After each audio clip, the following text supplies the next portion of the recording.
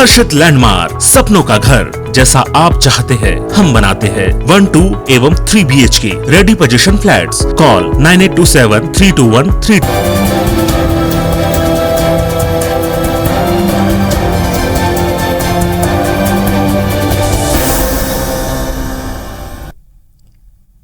नमस्कार, स्वागत है आप सबका। मैं पुनीत पाठक और आप देख रहे हैं छत्तीसगढ़ की बात। 2018 में प्रदेश में कांग्रेस की सरकार बनने के बाद से लंबे समय तक खामोश रही भाजपा के तेवर बीते कुछ दिनों से काफी तल्ख हैं, मुखर हैं। मुखर होकर तमाम चीजों का विरोध सड़क पर उतरकर बीजेपी कर रही। केंद्र में भाजपा और इधर राज्य में कांग्रेस की सरकार है तो जाहिर सी बात है कि सत्ता पक्ष में विपक्ष में दोनों पार्टियों में वार पलटवार होगा और इसके कई दौर देखे हैं प्रदेश ने। कांग्रेस ने केंद्र पर कई दफा मांगे रखी और उनके पूरा ना होने पर तंज भी कसा, तो बीजेपी ने केंद्र की योजनाओं को ढंग से न चला पाने का आरोप राज्य सरकार पर लगाया। आरोप प्रत्यारोप तक तो ठीक है, सियासी रस्साकशी भी ठीक है, लेकिन सबसे बड़ी बात यह कि क्या इन तर्कों दलीलों से उलट जनता को दोनों की योजनाओं का लाभ मिल पा रहा है? बहस करेंगे इस पर, पहले एक रिपोर्ट देखें।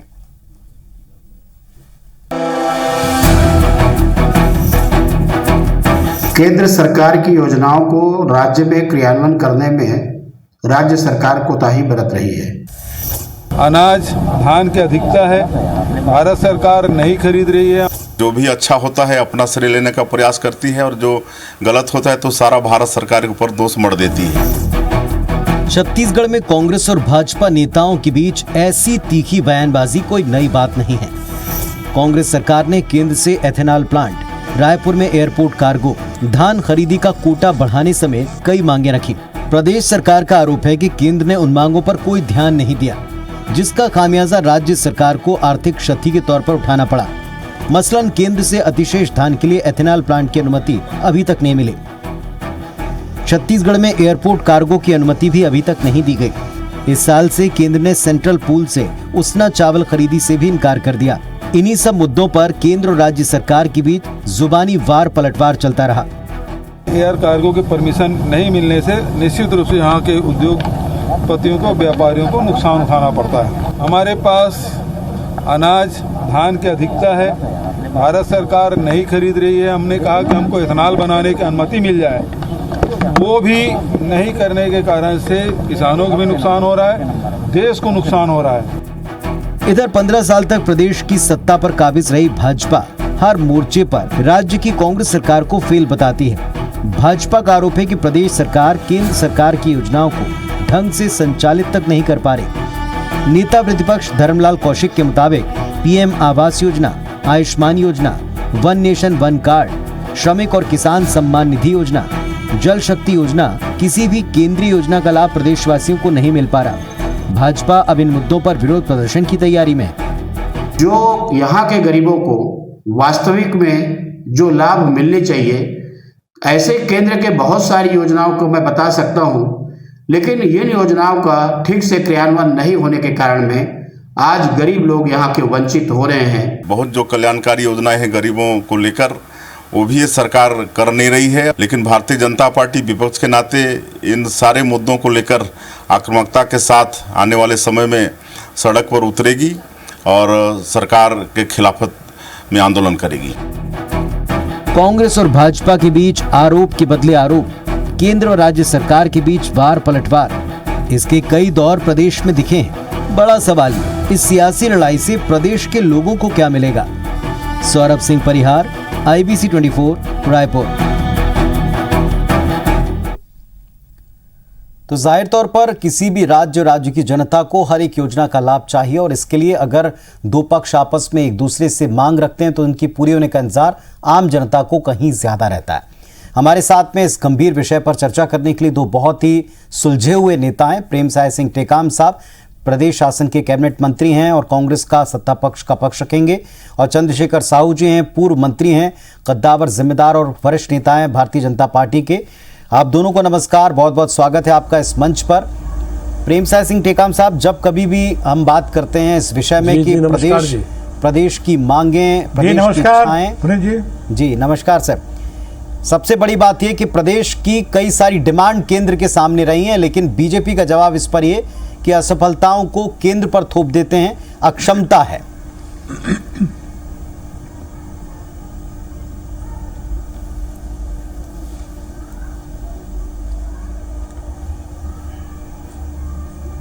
टेकाम साहब,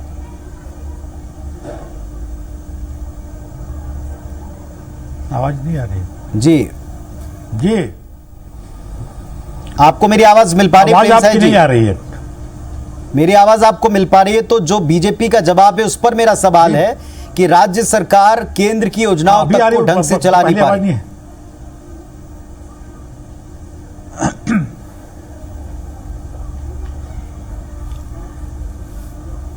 पुनीत साहब देखिए, छत्तीसगढ़ धान का कटोरा है और किसानों का प्रदेश है जी। और जब से भूपेश बघेल की सरकार बनी है, किसानों के जो वायदे किए थे वो हम लोगों ने पूरा किया। किसानों को 2500 रुपया उनके खाते में दिया जा रहा है। ये किसानों के लिए यहाँ इतनी अच्छी काम हो रहा है यहाँ पर, और इस अच्छे काम को देखने के लिए पूरे हिंदुस्तान के पार्लियामेंट की कमेटी यहाँ आ रही है, दूसरे राज्य के बड़े बड़े अधिकारी और नेता यहाँ पे आ रहे हैं। एक किसानों के मामले में ये मॉडल बनने जा रहा है। लेकिन भारत सरकार में बैठी भाजपा की जो सरकार है, उससे जितना अपेक्षित हमको सहयोग मिलना चाहिए वो नहीं मिल पा रहा है, क्योंकि हम धान तो उनके एजेंट के रूप में यहाँ पे खरीदते हैं और चावल वो भारत सरकार लेती है। लेकिन चावल के जो लेने का इस साल जो वायदा किया था कि हम 60 लाख मीट्रिक टन चावल लेंगे और 24 लाख मीट्रिक टन उसमें लिया गया है। तो ये इस प्रकार से जो भेदभाव जो यहाँ पे करते हैं ना, अगर इथेनॉल प्लांट की हम लोग मांग करते हैं, हमारे मुख्यमंत्री कई बार चिट्ठी भी लिखे हैं कि यहाँ चूंकि धान अधिक होता है यहाँ पर, अगर उसमें इथेनॉल प्लांट की अनुमति केवल दे दें, तो अनुमति अगर देंगे यहाँ पर तो इथेनॉल प्लांट लगेगा तो यहाँ किसानों को भला होगा यहाँ पर, और किसानों उसमें तरक्की करेंगे। अब भाजपा तो अब अपने किसानों के 15 साल यहाँ शासन रही, किसानों के जो वायदे किए वो पूरा नहीं किए। बोनस देंगे, 2100 रुपया के में घर देंगे, कहीं कोई नहीं किया। अगर सरकार अगर कांग्रेस की सरकार अगर दे रही है तो इसमें भाजपा को तो और सहयोग करना चाहिए, वहां दिल्ली में जाकर भी करना चाहिए कि जो मोदी जो सरकार है उनको इस बात को कहना चाहिए कि अगर छत्तीसगढ़ सरकार किसानों को अतिरिक्त आय दे रही है यहाँ पे तो उसको तो समर्थन करना चाहिए। वो भारतीय जनता पार्टी की सरकार वहां बैठी हुई बोलती कि हम जो एमएसपी घोषित किए हैं उसमें से 1 रुपया भी अगर अधिक दिया तो हम आपका चावल नहीं लेंगे। हमारे भूपेश बघेल जी बोलते हैं कि अगर 2500 से अगर 1 रुपया भी कम मिलेगा तो ये हमको बर्दाश्त नहीं है।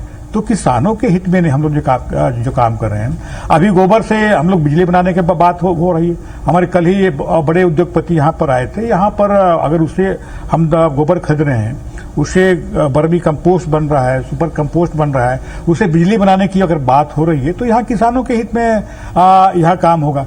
कार्गो के लिए यहाँ पे लगातार मांग की जा रही है कि कार्गो यहाँ पर हो, तो बड़े जो यहाँ के जो उद्योगपति हैं उनको बड़ा कितना नुकसान हो रहा है। अगर यहाँ कार्गो का अगर अनुमति मिलता है तो यहाँ के उद्योगपति हैं उनको लाभ मिलेगा, यहाँ के लोगों को रोजगार मिलेगा, यहाँ के लोगों की आर्थिक उन्नति होगी। पर इसमें केंद्र सरकार कान में तेल डाल के बिल्कुल अनसुना कर रही है, ये हम लोग का कहना है। इसमें यहाँ के हमारे भारतीय जनता पार्टी के लोग हम आंदोलन करेंगे, दिल्ली में करना आंदोलन। किसान वहां दिल्ली में बैठा हुआ है, वहां सुन नहीं रही है, और यहाँ किसानों के हित में बात हो रही तो उसके लिए आंदोलन करेंगे।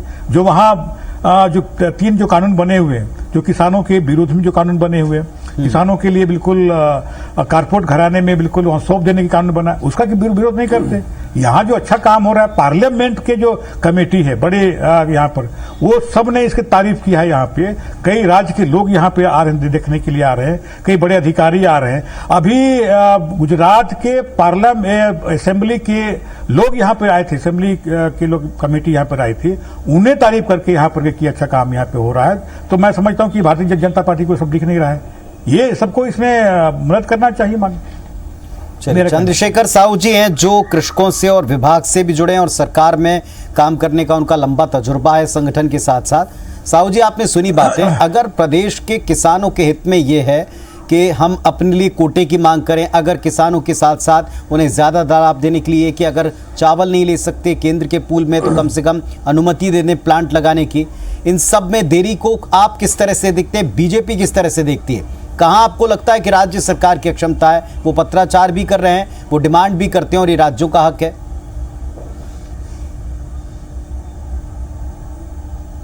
देखिए पुनीत जी, पहली बात तो मैं प्रेम साय जी जो बहुत शालीन व्यक्ति हैं और मंत्रिपरिषद के ऐसे सदस्य हैं जो सीधे सीधे माननीय टीएस बाबा जी से जुड़े हैं और अपने जुड़ाव को कभी वो छिपाते भी नहीं। बहुत अच्छी बात है। और 85 से हम विधायक थे साथ में। एक बार वो इसी प्रदेश में कृषि मंत्री का भी दायित्व संभाल चुके हैं। उनका क्षेत्र है प्रतापपुर। मैं स्वयं वहां गया था। प्रतापपुर में हमारा शुगर प्लांट आया, किसके कार्यकाल में आया?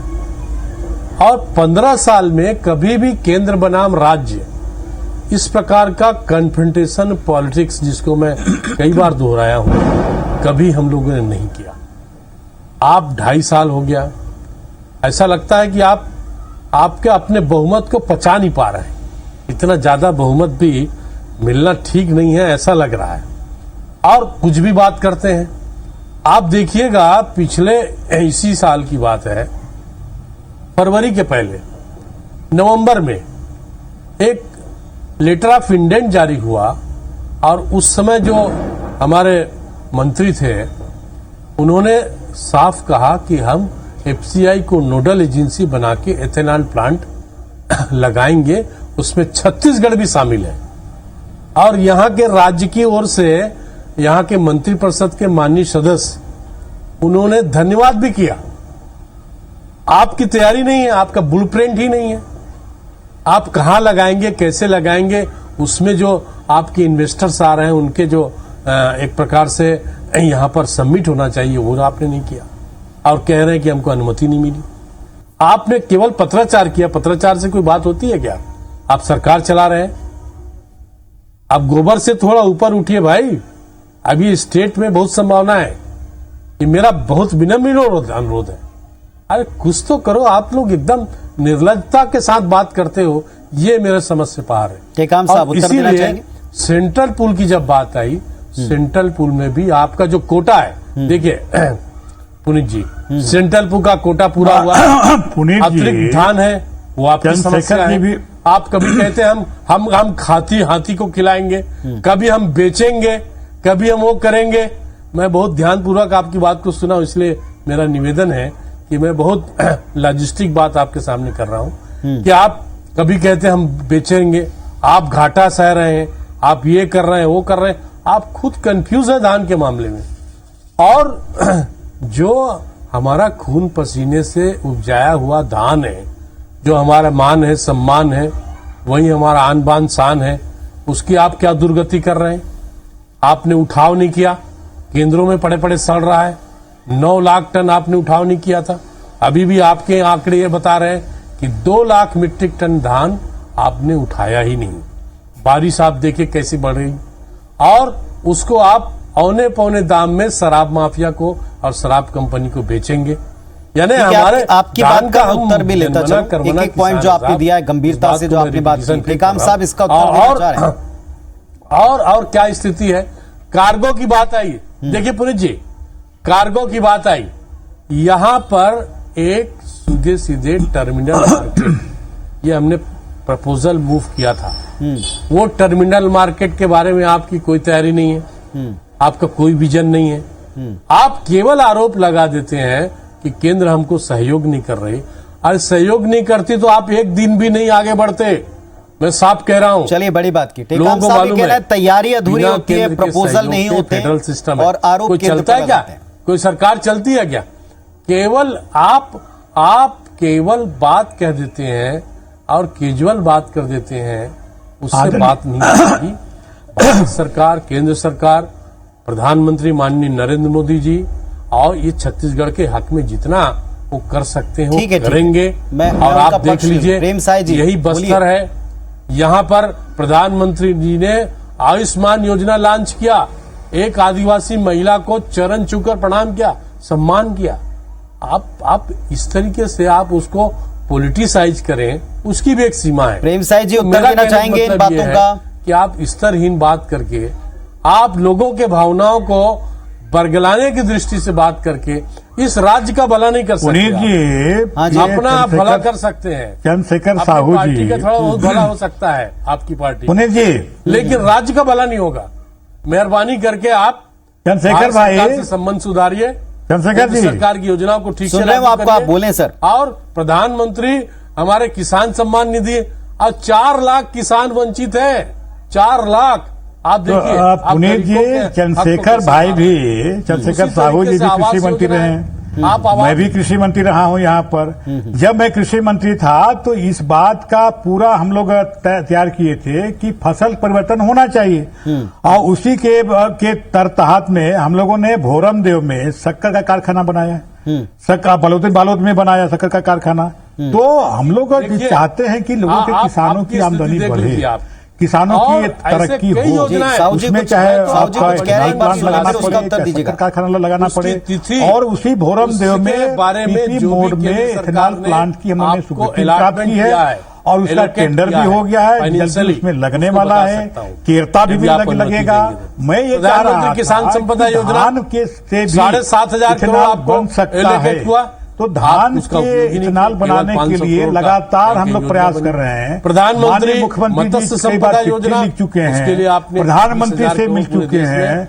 वहाँ के जो खाद्य मंत्री हैं उनसे मिल चुके हैं, लेकिन परमिशन क्यों नहीं मिल रहा है? यहाँ पर वो जो अगर परमिशन अगर मिलेगा तो जो धान यहाँ हमारा बचत हो रहा है, धान इतना उत्पादन हो रहा है, हम और किसानों के धान खरीदेंगे और उसे इथेनॉल बनाएंगे और उससे किसानों को लाभ होगा। कुल मिला ये इस बारे में कोई जो सकारात्मक पहल जो भारतीय जनता पार्टी को करना चाहिए वो तो करते नहीं है, केवल यहाँ आंदोलन करेंगे। अरे किसान आंदोलन दिल्ली में कर रहा है, उनका आप समर्थन करते कि नहीं करते हैं? उनका वो भी किसान केवल ये है कि हमारी राजनीति चलनी चाहिए, क्यों नहीं लोगों को हम बरगलाएंगे, बात कुछ मिलने वाला नहीं। अगर यहाँ पर यहाँ पे आप समझ जाइए, अभी भी को देखने के लिए अभी भी यहाँ जो काम हो रहा है उसको देखने के लिए क्रम चल रहा है। क्यों हो रही है? टेकाम साहब, साहू जी, आप दोनों को मैं रोकना चाहूंगा, आप दोनों को रोकना चाहूंगा, एक छोटा सा ब्रेक ले लें। एक आरोप जो यहां प्रदेश की सरकार पर टेकाम साहब एक जो आरोप लगा रही बीजेपी कि केंद्र की योजनाओं का संचालन ढंग से नहीं होता, लाभ नहीं मिलता, इसका उत्तर लूंगा। तो प्रदेश हित की कई योजनाओं को लेकर के पक्ष विपक्ष में, कांग्रेस बीजेपी में अक्सर हम एक बहस देखते हैं, अक्सर हम आरोप प्रत्यारोप देखते हैं, इसी पर हम चर्चा कर रहे हैं। कैबिनेट मंत्री प्रेमसाय सिंह टेकाम साहब हैं, एक बार आरोप बीजेपी लगा रही है, वरिष्ठ नेता से लेकर इस मंच पर भी साहू जी लगा रहे हैं कि केंद्र की योजनाएं, उनका लाभ प्रदेश को नहीं मिल पाता। इसमें भी पॉलिटिक्स, इसमें भी सियासत इन्वॉल्व होती। टेकाम साहब,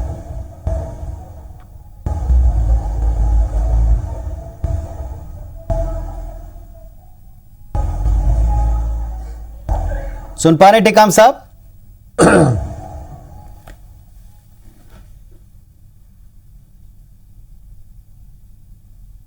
रिपीट कीजिए, तो इसको रिपीट कीजिए। जी जी, बार बार विपक्ष का यह आरोप है कि केंद्र की योजनाओं का लाभ राज्य को नहीं मिल पाता।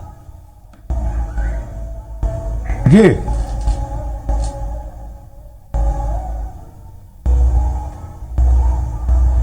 नहीं, ऐसा बात नहीं है।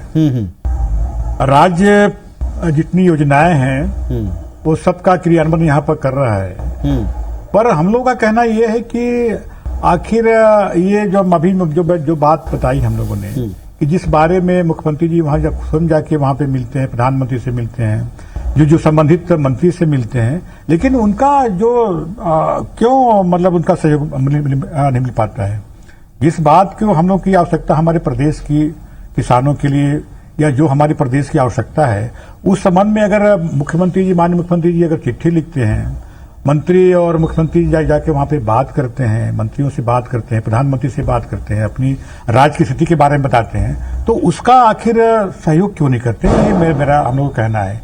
अगर उनमें अगर सहयोग मिलता हम लोगों को, या हमारी बात भी अगर सुनी जाती, तो निश्चित रूप से यहाँ के लोगों को फायदा होता, यहाँ किसानों को फायदा होता, यहाँ के रोजगारों को, जो बेरोजगार हैं उनको फायदा होता, यहाँ के जो उद्योगपति हैं उनको फायदा होता। जितनी योजनाएं हैं बिल्कुल क्रियान्वयन हम लोग करते हैं, और ये फेडरल सिस्टम में केंद्र की जो योजना है उसको राज्य शासन उसको लागू करता है। लेकिन हम भी अपेक्षा करते हैं कि हमारी जो आवश्यकता है उसमें अगर केंद्र सरकार केवल अनुमति दे, जैसे इथेनॉल के मामले में जब मैं भी हमारे वरिष्ठ नेता आदरणीय चंद्रशेखर साहू जी का हम लोग बात मैं सुन रहा था, वो हमारे साथ विधायक रहे हैं, मैं काफी उनका सम्मान करता हूं। जब मैं कृषि मंत्री था, बिल्कुल हम लोगों ने फसल परिवर्तन चक्र के बारे में एक अभियान चलाया था, वो उसमें भी वो सहमत थे। तो जो इथेनॉल के लिए, जैसे धान यहाँ पे बहुत होता है, यहाँ पे गन्ना के लिए भी परमिशन उन्हें दिया है, तो हम लोगों ने आपका कवर्धा में लगा रहे हैं।